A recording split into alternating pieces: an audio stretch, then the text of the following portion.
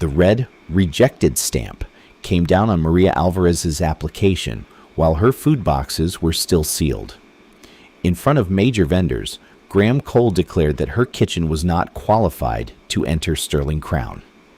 But this fifth rejection left more evidence behind than the previous four combined. At 4 that morning, Maria and 3 employees worked inside the licensed commercial kitchen at St. Anne's Church, weighing meat portions, tasting sauces, and labeling allergens. The ingredients had been bought on credit using the last trust Maria still had with her suppliers. Before closing the final container, she prepared a separate, nut-free portion. "Nobody asked for that," one employee said. "People with allergies should not have to ask before they are safe," Maria replied, checking the temperature one final time. Near 8 o'clock, she pushed her battered cart into Sterling Crown's vendor selection hall, where major brands had set up polished displays. A receptionist looked at the faded wheels and Maria's rain-soaked coat and stopped her. "This area is for vendors with appointments." Maria showed the confirmation on her phone. "Second table catering, 8:15. The receptionist read the name, then pointed toward the back. "Wait by the service entrance." Maria stood there nearly 20 minutes among carts of dirty linens. When Graham Cole finally appeared, he did not apologize. The decision seemed to have been made before he even arrived. "The system says second table is not qualified." Maria opened her folder. "My insurance is current. Here are my commercial kitchen license and latest inspection report. You can verify everything right here." Graham glanced at the first page. "You have not proven that you can serve 800 guests." "I came here to present that plan and let the board taste the food. Neither has happened." Chef Laurent Dubois approached with 2 representatives from Grand Maison. He noticed the words Alvarez family recipe on one container, paused for a moment, then smirked. "Guests at $1 million gala do not come here to eat food cooked in a church basement." Several people laughed. Maria tightened her grip on the cart, but kept her voice calm. "St. Anne's kitchen is licensed and inspected. Food should be judged by standards, not by an address." "That is enough." Graham stamped rejected across her application without touching the locks on the food containers. "We cannot spend time on every small business hoping for a lucky break." At that moment, Nathaniel Sterling passed with his assistant. Maria recognized the man whose signature had appeared on 4 previous rejection letters. "Mr. Sterling, please give me 2 minutes." Nathaniel stopped, but Graham immediately stepped between them. "Second table lacks proper insurance and cannot meet capacity. My department has already completed the review." Nathaniel looked at him. "You checked everything?" "Every item." Maria raised the insurance certificate in her hand, but Nathaniel's phone kept ringing, and his assistant reminded him that he was already late for a meeting. Nathaniel signed the document Graham handed him. Maria looked at the fresh signature beneath the red stamp. "Are you rejecting my food, or only rejecting what someone else told you about me?" Nathaniel looked at the unopened containers, then at his watch. Sterling Crown cannot gamble on an event for 800 people. He walked away. Graham returned the application. "Next time, aim for an event that matches the size of your business." Outside the hotel, rain swept sideways. Maria protected the food boxes as Ruth Bennett called. "The kitchen rent is overdue," Ruth said gently. "The church can keep your schedule for 1 more week." Maria looked at the red stamp bleeding in the rain. "I will find a way. Please do not cancel the girls' shifts." Through the service entrance, she noticed 4 overnight cleaning workers sharing 2 cold sandwiches. Maria turned her cart around. "Can you help me with something? Do not let this food go to waste." She opened the containers and explained the ingredients. When one worker asked about nuts, Maria handed him the separate portion she had prepared that morning. This one was made with separate tools. If you have had a severe reaction before, check the label again before eating. Denise Harper, Sterling Crown's event manager, walked past and tasted the final serving of meat. She looked at the rejected application sitting on Maria's cart. Who made this? Maria handed her a business card. Second table catering. At least somebody got to taste it today. Denise slipped the rain-soaked card into her pocket instead of throwing it away. Back at St. Anne's, a weekend client canceled. Maria's 3 employees stood around the steel table, afraid of losing their jobs. One had recently lived in a shelter. One was raising a sick child, and the third had escaped an abusive marriage. Maria divided her remaining cash into 3 full-pay envelopes. What about you? One woman asked.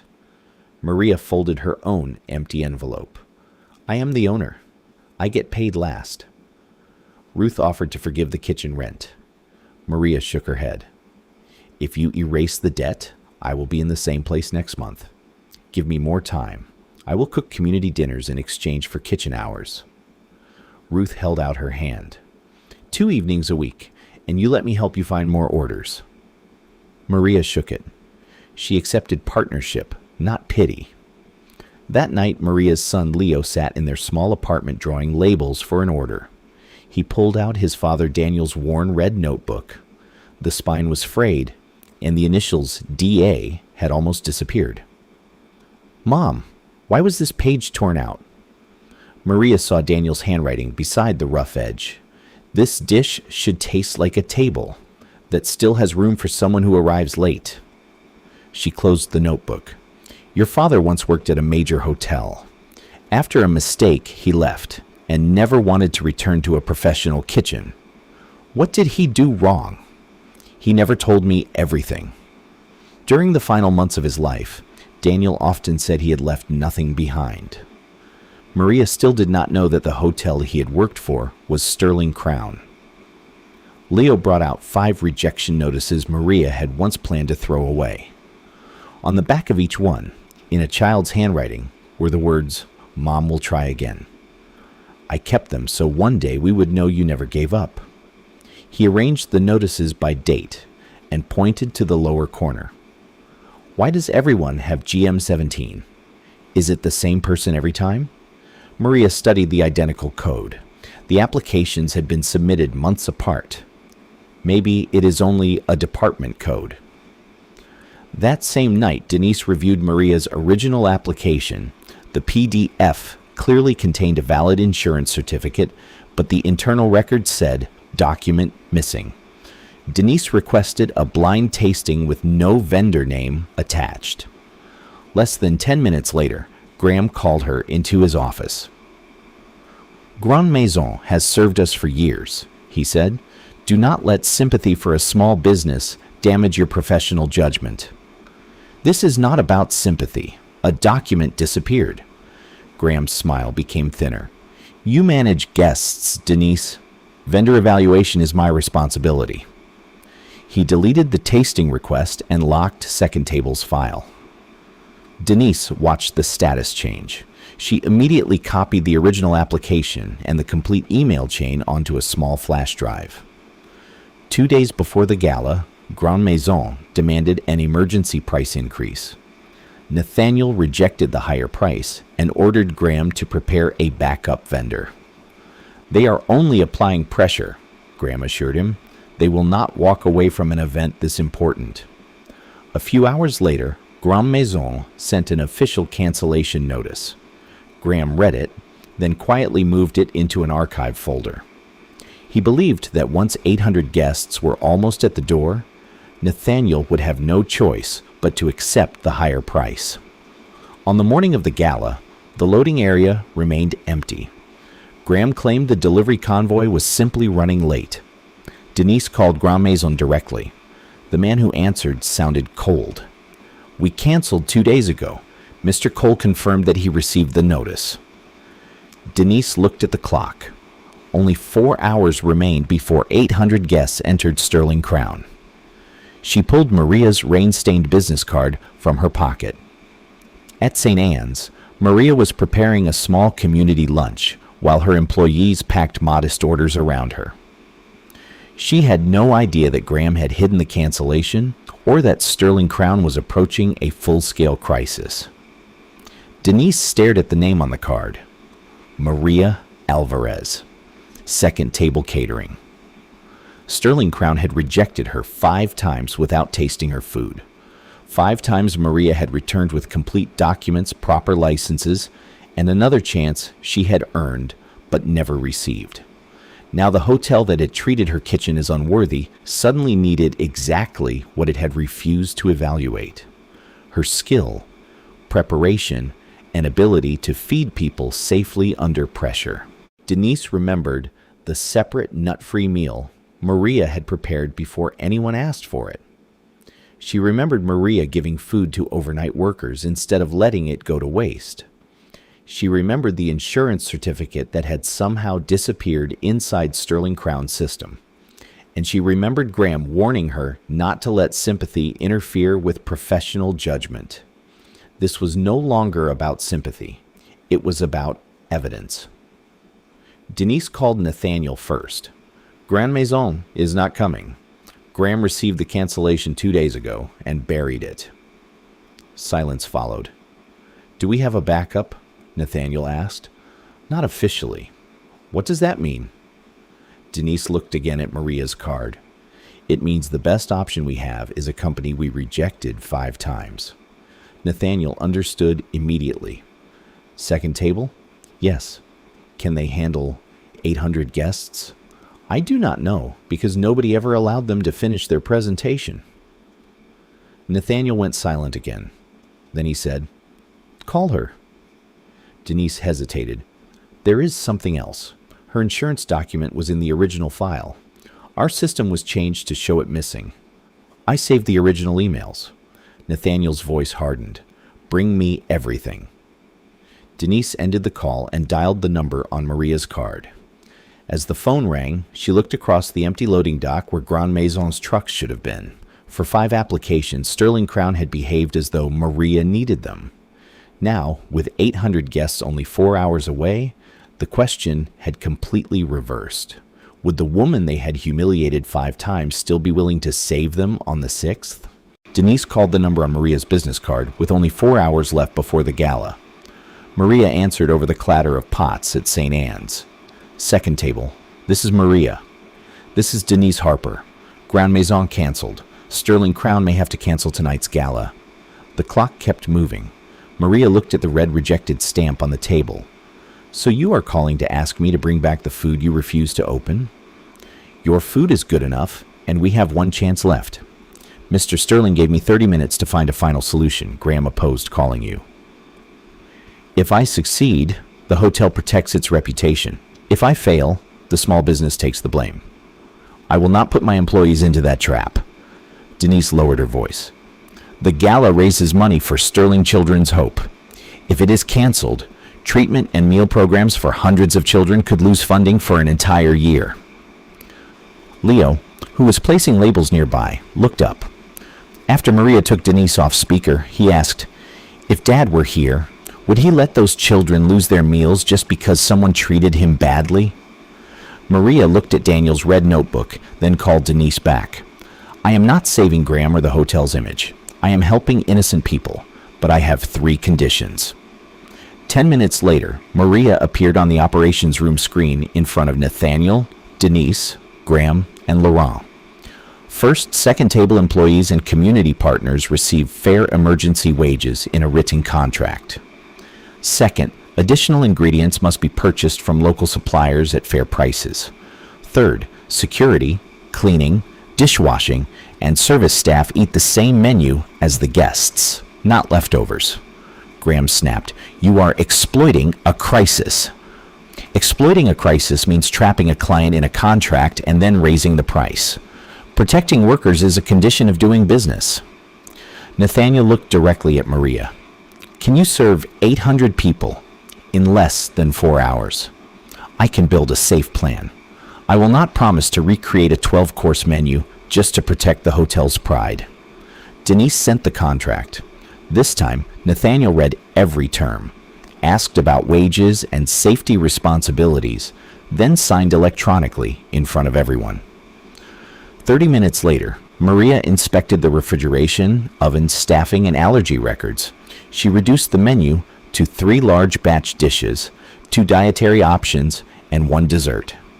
St. Anne's would prepare sauces and side dishes. 2 family-owned restaurants would handle the protein. A local bakery would prepare dessert. Refrigerated trucks would deliver in separate waves. Every shipment would be labeled with temperature, time, and source information. The hotel kitchen would finish the dishes, keep them at safe temperatures, and handle presentation. "Give me the kitchen layout and staff list," Maria told Laurent. He set down his knife. "I do not take orders from someone who cooks in a church basement." Maria pointed at his plan. 2 ovens are already overloaded. The raw meat route crosses the cooked food area, and this table is being used for allergy meals too. You might finish on time, but you cannot guarantee safety. Nathaniel turned to Laurent. "She is coordinating the emergency operation. Cooperate." Maria handed Laurent a plating diagram. "You control presentation. That is what you do best. But every safety decision comes through me." Ruth opened St. Anne's entire kitchen schedule. Maria's 3 employees called everyone in Second Table's community network. The owner of a bakery agreed to help because Maria had once cooked for free at her sister's funeral. A food truck owner loaned equipment because Maria had helped his son find a job. One call after another was answered because of trust Maria had earned long before Sterling Crown needed her. Leo and Ruth began preparing colored labels for the allergy-safe area. Green-marked vegetarian meals, yellow-marked dairy-free meals, and red-marked severe allergies. Maria pointed to the taped boundary. "Do not cross this line." Leo nodded. "I know. I am the label department, not the executive chef." For the first time that morning, Maria smiled. Then her phone rang. The vegetable truck was trapped in traffic. Seconds later, St. Anne's steamer lost its thermostat, and Denise called to report dozens of new allergy requests. The emergency had only just begun. Graham entered the hotel kitchen and demanded that Maria keep Grand Maison's original side dishes. The guests were promised that exact menu. "The ingredients are not here. I will use the vegetables already in storage and change the steamed dish to roasted." Maria turned to Denise. "Record the time, reason, and person approving every change." Graham's expression hardened. "You think I am planning to blame you?" "I think a good emergency plan should survive an audit after the crisis is over." Nathaniel watched Maria move workers between stations without shouting. When a kitchen assistant dropped a tray of sauce, Maria secured the slippery area, checked the worker for burns, then redistributed sauce from the other stations. The woman Nathaniel had judged too small for the job was now coordinating 4 kitchens and 3 delivery routes with clear, calm instructions. With 90 minutes remaining, Maria opened Daniel's red notebook. She chose beef braised with a touch of cocoa, sour cherry sauce, and herb cornbread, a dish that could maintain quality when prepared in large batches. Along the edge of the page, Daniel had written, "Always leave room for someone who arrives late."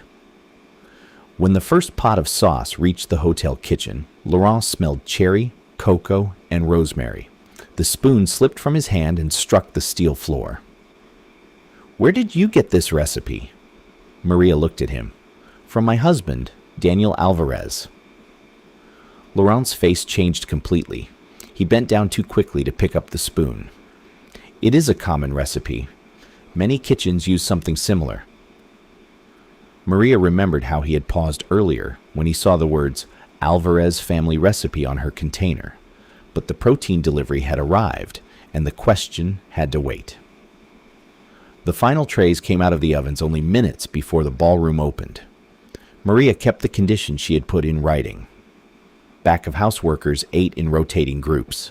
Nathaniel watched dishwashers, security officers, cleaning staff, servers, and managers receive the same beef being served to the guests. "There is no separate meal for very important guests?" he asked. Maria adjusted the label on an allergy-safe tray. "Safety needs can be different. Dignity should not be." Praise spread from table to table. Guests described the menu as warm and familiar, but still elegant enough for the gala. Dietary meals were delivered according to the color-coded system. No allergy incidents occurred. Donors continued making commitments to Sterling Children's Hope. Almost nobody in the ballroom knew that the woman who had saved the event had once been forced to wait outside the service entrance. Maria did not ask to be introduced. Then, Olivia Sterling took her first bite of the beef. She slowly put down her fork. "I want to meet whoever made this sauce." When Olivia entered the kitchen, her eyes immediately fell on the red notebook. "Was your husband ever called Danny?" Maria froze. "Yes, Daniel Alvarez." Olivia touched the worn cover. "Years ago, Danny bought ingredients with his own money and cooked for my very first fundraiser. This dish kept the donors at their tables. I believed Sterling Crown preserved it to honor him. I never knew he had been fired." Maria stared at her. Daniel had never told her that Sterling Crown was the hotel he had left behind. Across the kitchen, Graham saw Laurent turn pale. He saw Olivia holding Maria's hand. Then he saw Nathaniel walking toward them. Graham quietly left the kitchen and went straight to his office. Using his administrator access, he created a new invoice under Second Table's name. He added an enormous emergency surcharge and wrote that Maria had threatened to stop service unless the hotel paid it. Then he sent a report to the board claiming that Maria had used a recipe owned exclusively by Sterling Crown. A false electronic signature bearing Maria Alvarez's name was attached to the invoice. Meanwhile, Olivia stepped onto the ballroom stage. She took the microphone and looked toward Maria. Tonight's gala continued because one woman and her team stepped in when this hotel had nowhere else to turn. Applause began spreading through the room. Graham walked toward the stage carrying the invoice in his hand. Before Olivia could finish thanking Maria publicly, Graham stepped forward. "Before we honor Miss Alvarez," he said loudly enough for the board members and major donors to hear, "you should know that she just attempted to extort this hotel during an emergency." The applause stopped. Graham raised the invoice. She demanded an enormous additional payment after Sterling Crown became dependent on her services. She also used a recipe that belongs to this hotel. The ballroom went silent. Nathaniel took the document from Graham. At the bottom was an electronic signature bearing Maria Alvarez's name. He looked at the invoice, then at Maria. She stood near the kitchen entrance holding Daniel's red notebook against her chest. Only hours earlier, she had rescued an event for 800 guests. She had protected food safety under impossible pressure. She had insisted that workers be treated with dignity. She had refused to take advantage of the crisis. Now the hotel's own system appeared to say that she had done exactly the opposite. Maria looked at Graham. He looked calm. Too calm.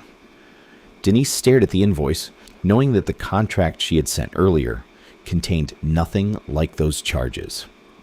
Olivia looked from Graham to Maria, then toward Laurent, whose face had gone pale again. Nathaniel remained silent. The woman who had just saved Sterling Crown's reputation was either the victim of a carefully constructed conspiracy, or the entire rescue had been the most perfectly prepared act of revenge he had ever seen. The ballroom fell silent as the board examined the invoice Graham had presented. The so-called emergency mobilization fee and exclusivity guarantee were so large that one member asked whether Maria even had a valid business license. Another pointed at the red notebook. "The recipe you served tonight is almost identical to one of Sterling Crown's signature dishes. Did you take it so you could pressure us?" Maria was ordered away from the service area while the hotel investigated. She did not run. She did not beg Nathaniel to believe her. Put every accusation into the official record and preserve the data immediately. If that invoice is real, the system will prove it. If it is fake, every minute of delay gives whoever created it more time to erase evidence. Nathaniel looked at the donors still gathered in the room. "We will handle this privately." Olivia stepped between her son and the stage. A woman was accused in public. You cannot protect a reputation by hiding the answer. Denise approached, holding her phone and a small flash drive. I have the call records, the real quote, and the electronic contract Mr. Sterling signed. She took a breath. I saw Maria's file being changed, but I was afraid of losing my job, so I spoke too late. This flash drive is what I should have created from the beginning. Denise displayed the contract on the ballroom screen. The wages, ingredient costs, and coordination fee matched the purchasing records. None of the charges Graham had just announced appeared anywhere. The system log showed that the new invoice had been created after the Gala began using Graham's administrator account. Graham remained calm. My assistant may have entered something incorrectly during the confusion. Nathaniel kept staring at the file creation time. Lock all of Mr. Cole's access immediately. Call legal counsel and internal audit. Nobody edits, deletes, or moves any data. At that moment, Leo rushed in with Ruth, carrying the 5 rejection notices because he was afraid they might be forgotten again. I think these could help. Nathaniel took them. Each notice carried his own signature. Leo arranged all 5 in a row and pointed to the lower corner. 5 different dates, but everyone says GM17. Denise opened the hotel's internal code list. That is not a department number. GM-17 is an exception code that automatically rejects an application before it reaches review. The audit trail showed Graham lowering Second Table's capacity score, deleting its insurance record, changing the kitchen status from licensed to unverified, and blocking every tasting request. GM17 also appeared in files belonging to several other small businesses. Graham turned toward Nathaniel. This system operated under your authority. You never asked to see the original applications. Nathaniel looked at the 5 signatures in front of him. He could have said that Graham had deceived him. He did not. You falsified the information, Nathaniel said, his voice carrying across the ballroom. But I gave you the authority to do it without being questioned. Those 5 signatures are mine. He turned toward Maria. I signed 5 rejections without opening your food even once. That is a failure in the way I led this company. Nathaniel suspended Graham, ordered all data preserved, and referred the matter to independent attorneys and investigators. But Denise did not put away the flash drive. There is also Grand Maison's cancellation notice. The email from 2 days earlier appeared on the screen, along with confirmation that Graham had opened it. A review of financial transactions uncovered consulting payments from Grand Maison to a company registered to Graham's brother-in-law. The payments appeared shortly after contracts were renewed or competing vendors were removed. That was a legitimate consulting arrangement, Graham said. A legal representative answered, investigators will determine that. At this point, you are being reviewed for fraud, falsification of records, and breach of fiduciary duty. Grand Maison was suspended pending an audit. Security escorted Graham out of the operations area. Maria did not watch him leave with satisfaction. The investigation needs to reopen the files of the other small businesses, too, she said. If you only correct what happened to me, the same door stays closed for everyone who comes after me. Olivia immediately ordered a search of the archives. The program from Sterling Crown's first charity fundraiser contained a line nobody in the room had expected to see. Daniel Alvarez, volunteer chef. An old photograph showed Daniel standing beside a copper pot. His red notebook was resting on the table. A letter slipped from inside the lining of the notebook's back cover. Daniel had written it to Olivia, but never sent it.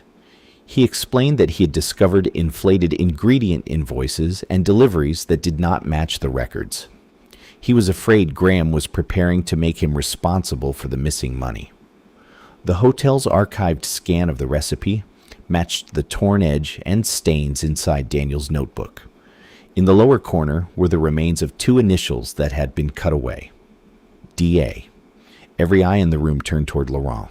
He slowly removed his chef's hat. Graham told me that page belonged to the hotel. I changed the presentation and allowed my name to become associated with the dish. Later I noticed Daniel's initials, but I stayed silent because I wanted to protect my career. Laurent turned toward Maria. Daniel Alvarez was the original creator. I am sorry I benefited from something that was taken from him. In front of the board, donors, and media, Sterling Crown withdrew every accusation against Maria. Olivia publicly recognized Daniel as the volunteer chef who had created the dish for the hotel's first fundraiser. His name was restored to the official record. Laurent was required to correct the recipe's authorship publicly. He lost the right to claim the dish as his own and entered a mentoring program where every recipe had to credit its true creator. His confession did not erase the choice he had made years earlier, but it became the beginning of accountability. Later, Nathaniel approached Maria. Sterling Crown can buy Second Table at a price you choose, or offer you a long-term exclusive contract as compensation. Maria shook her head. If I accept because I saved you, then I am only an exception created by the chief executive officer. I want a trial contract, public evaluation standards, an independent review panel, clear payment terms, and written worker protections. Nathaniel did not bargain against those conditions. An outside auditor will oversee the process. Over the following months, Nathaniel released a public report describing the misconduct. Sterling Crown reopened every GM17 file, refunded affected fees, and allowed rejected businesses to apply again under independent review. No single executive could remove a vendor without oversight. Food samples were judged anonymously. Employees received an independent reporting channel. Denise was placed in charge of the new process under outside supervision. The investigation later confirmed the false records and improper payments. Graham was fired and faced legal proceedings involving fraud and illegal commissions. Grand Maison was removed from Sterling Crown's vendor system. The consequences came from evidence, not from Maria seeking revenge. Second Table was not selected because of Maria's story. During the trial period, the company ranked first in food quality, safety, cost control, and labor practices. Only after those results were independently verified was the contract extended. Maria used the profits to rent her own commercial kitchen, but she continued working with St. Anne's. Her first 3 employees became team leaders and received profit sharing. Ruth created training programs for single parents. Olivia established a culinary apprenticeship fund in Daniel Alvarez's name. Leo designed a new Second Table label showing a table with 1 empty chair. Nathaniel attended vendor reviews only as an observer. He did not interfere with the scores. Over time, he and Maria began talking about raising children, grief, responsibility, and the fear of trusting the wrong person. But Nathaniel did not ask her for anything personal, while Sterling Crown still had power over Second Table's future. Only after the independent panel renewed the contract did he invite her to have coffee with him. Maria raised an eyebrow. Business meeting or personal invitation? Nathaniel smiled.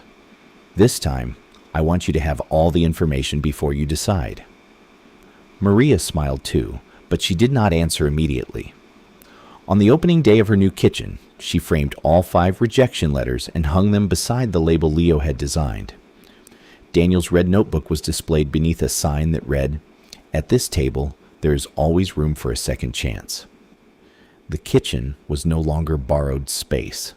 Maria had her own equipment, her own schedule, and enough steady work to give people something she had once struggled to provide even for herself: stability.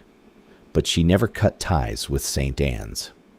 Second Table continued supporting community dinners, and Ruth's training program helped single parents develop practical kitchen skills and find paid work. Maria's first 3 employees were no longer women waiting to see whether the next canceled order would cost them their jobs. They were team leaders, they shared in the profits, and they helped train the next group of workers who came through the door. Daniel's name lived on through Olivia's apprenticeship fund, but Maria refused to turn his story into a marketing trick. The fund existed to create opportunities, not sympathy. Leo's label became the symbol Maria loved most: a simple table, one empty chair, a reminder that success did not mean closing the door behind you. Nathaniel continued attending vendor reviews as an observer, never as the person controlling the outcome. That mattered to Maria more than any apology. He had once signed 5 rejection letters without questioning the process. Now he was learning that leadership was not about making every decision yourself.